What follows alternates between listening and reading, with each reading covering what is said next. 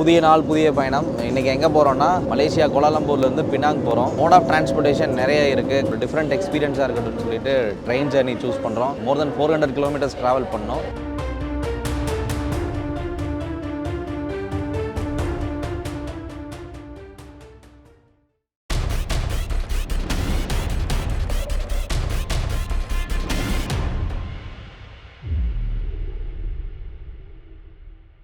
Hey guys, very good morning.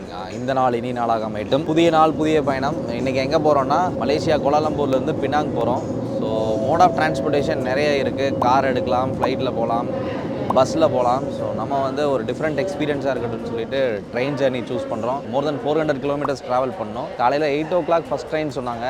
அந்த train already miss பண்ணிட்டோம்னு நினைக்கிறேன். 8:05 ஆகிடுச்சு.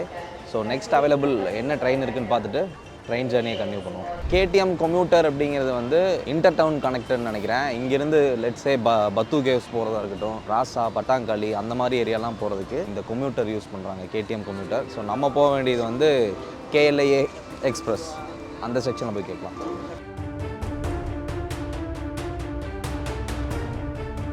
So KLA rapid KL.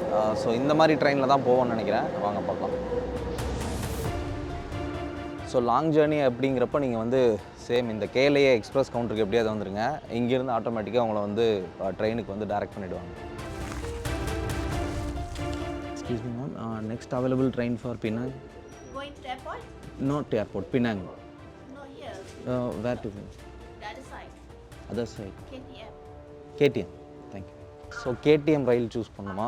இந்த கவுண்டர்லையா? இது வந்து கம்ப்ளீட்டாக ஏர்போர்ட் போகிறது போல். நீங்கள் பார்த்தாலே வந்து போர்ட் ஏர்லைன்ஸோட டிபார்ச்சர், அரைவல் டீட்டெயில்ஸ்லாம் நிறையா கொடுத்துருக்காங்க. ஸோ கேஎல்ஏ எக்ஸ்பிரஸ் கிடையாது, கேடிஎம். ஸோ திரும்ப வந்த இடத்துக்கே வந்துட்டோம். கேட்டு பார்ப்போம். It's for Penang, right? Penang upstair. Okay.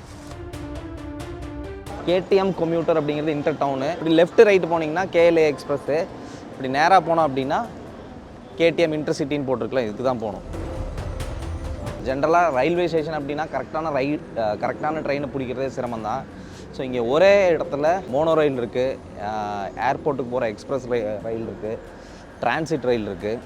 அது போக இந்த இன்டர் டவுனு, இன்டர்சிட்டி எக்கச்சக்கமான ஃபெசிலிட்டி ஒரே இடத்துல இருக்கனால ஸோ ஒன்ஸ் நம்ம வந்து பார்த்துட்டோம்னா ஈஸியாக வந்து எங்கே வேணால் போயிட்டு எப்படி வேணால் வரலாம். ஸோ ஃபஸ்ட் டைம் வரோம் அப்படின்னா நமக்கு கொஞ்சம் கஷ்டமாக தான் இருக்கும். ஸோ அதனால தான் ஏர்லியாக பிளான் பண்ணணும் அப்படிங்கிறது. இங்கே வந்து ஆல்மோஸ்ட் ஒரு 1/2 hour மேலே அங்கிட்டு இங்கிட்டு சுற்றிட்டோம்.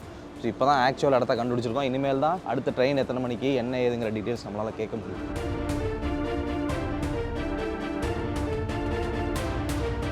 நெக்ஸ்ட் அவைலபிள் ட்ரெயின் பார்த்தீங்கன்னா 11 மணிக்கு தான். மைண்டு சேஞ்ச் பண்ணி பஸ்ஸில் போகலாமா வேணாமான்னு யோசிச்சுட்டு ட்ரெயின் எடுத்தாச்சு. ஏன்னா ட்ரெயின் ஜேர்னி எக்ஸ்பீரியன்ஸ் பண்ணலாம். அது டே டைமில் எக்ஸ்பீரியன்ஸ் பண்ணால் தான் நல்லாயிருக்கும்.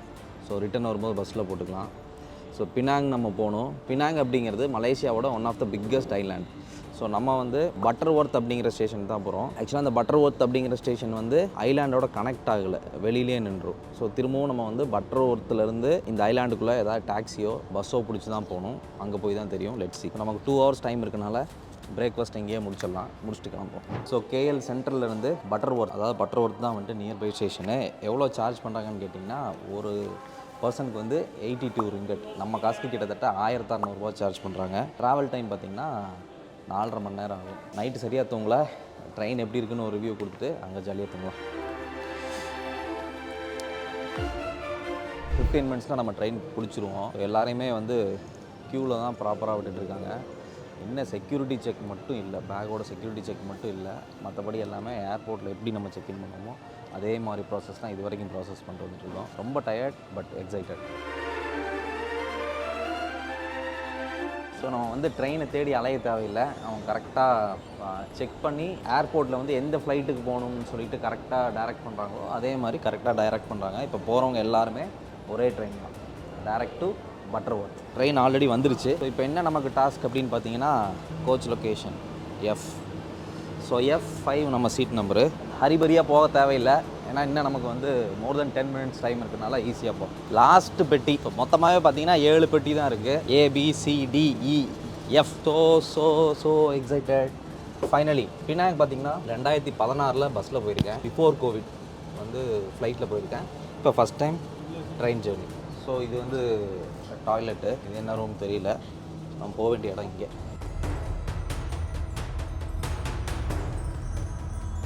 ஸோ இது வந்து சாப்பிட்றதுக்கு யூஸ் பண்ணுற இடம்டா.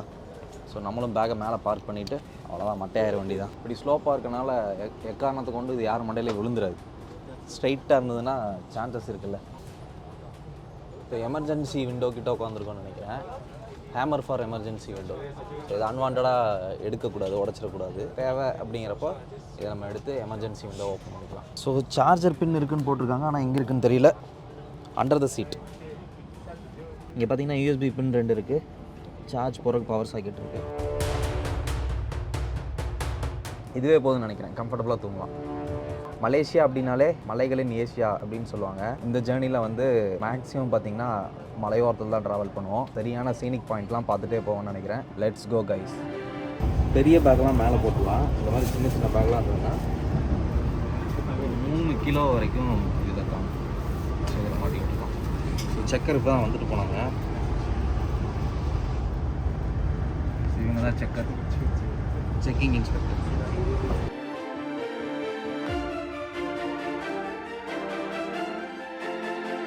கைஸ் சரியான தூக்கம். ஜென்ரலாக வந்துட்டு ட்ரெயின் ஃபார்வேர்டில் போகும்போது நம்ம சீட்டு பின்வாக்கில் உட்காந்துருந்தோம் அப்படின்னா லைட்டாக வந்து கிருன்னு சுற்றும், தலை சுற்றும். அந்த மாதிரி எந்த ஃபீலிங்குமே இல்லை. ஒரு 3 மணி நேரம் கொஞ்சம் கம்ஃபர்ட் இல்லை, இருந்தாலுமே வந்துட்டு தூங்கி எந்திரிச்சாச்சு. அவ்வளோதான். இன்னும் ஒரு 5 to 10 minutes ரீச் ஆகிடுவோம்னு நினைக்கிறேன். பினாங் ஐலாண்ட் போகணும் நம்ம. இப்போ நம்ம வந்து லேண்ட்ஸ்கேப்பில் இறக்கி விட்ருவாங்க. அங்கேருந்து எதர் கேப் பிடிச்சி போகணும், அப்படி இல்லைன்னா பஸ்ஸில் போகலாம். ஸோ அங்கே போய்ட்டு என்ன ஆப்ஷன் இருக்குதுன்னு பார்க்கலாம். ஒரு பிரிட்ஜ் இருக்குது. பினாங்கோட பிரிட்ஜ் வந்து one of the finest spot to watch அவுட்டுன்னு சொல்கிறாங்க. ஸோ ஆல்ரெடி நான் சொன்னாப்பில் ஃப்ளைட்லேருந்து ஒன்ஸ் நான் அதை ஷூட் பண்ணியிருக்கேன். பஸ்ஸில் அந்த ரூட்டில் போயிருக்கேன். இந்த டைம் முடிஞ்ச அளவுக்கு டீட்டெயிலாக கவர் பண்ண ட்ரை பண்ணுறேன்.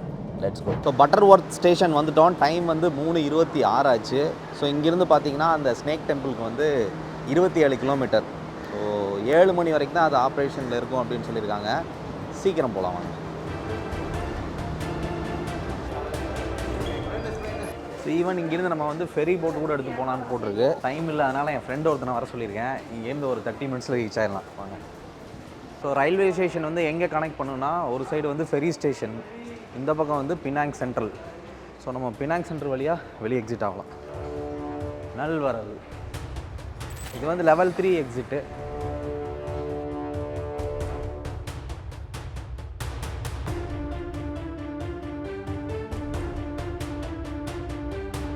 ஸோ இப்போ நம்ம ட்ராவல் பண்ணிகிட்டு இருக்க இந்த பிரிட்ஜு தான் வந்துட்டு மெயின்லேண்டையும் அந்த ஐலாண்டையும் கனெக்ட் பண்ணுற பிரிட்ஜு. நியர்லி பார்த்திங்கன்னா 13 கிலோமீட்டர். ஸோ 13 கிலோமீட்டர் அப்படிங்கிறது ரொம்பவே பெருசு. ஏன்னா கடலுக்குள்ளே கிட்டத்தட்ட ஒரு 9 கிலோமீட்டர் வந்து இந்த பிரிட்ஜு வந்து பண்ணியிருக்காங்க. மெயின்லேண்டில் வந்து ஒரு 4 கிலோமீட்டர் ட்ராவல் ஆகிற மாதிரி இருக்கும். பர்டிகுலராக இந்த பிரிட்ஜோட அழகு வந்து நம்ம மேலேருந்து பார்த்தோன்னா தெரியும். ஃப்ளைட்லேருந்து நான் ஃப்ளை பண்ணும்போது நான் ஷூட் பண்ணியிருக்கேன்.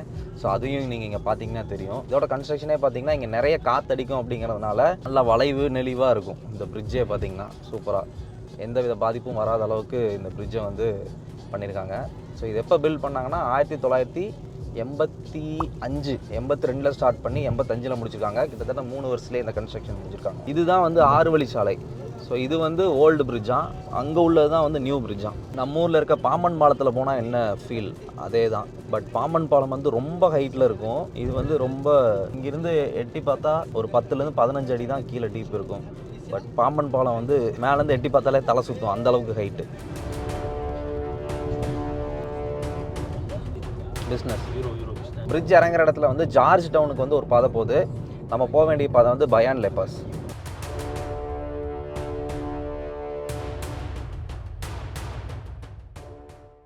மலேசியாவில் இருக்க பினாங் தீவில் பயான் லேபாஸ் அப்படிங்கிற இடத்துல இருக்க பாம்பு கோயிலுக்கு தான் போகிறோம். ஸோ நம்ம ஃபஸ்ட்டு ஸ்பாட் பண்ண பாம்பு பார்த்திங்கன்னா இங்கே இருக்குது. ரொம்பவே வித்தியாசமாக இருக்குது.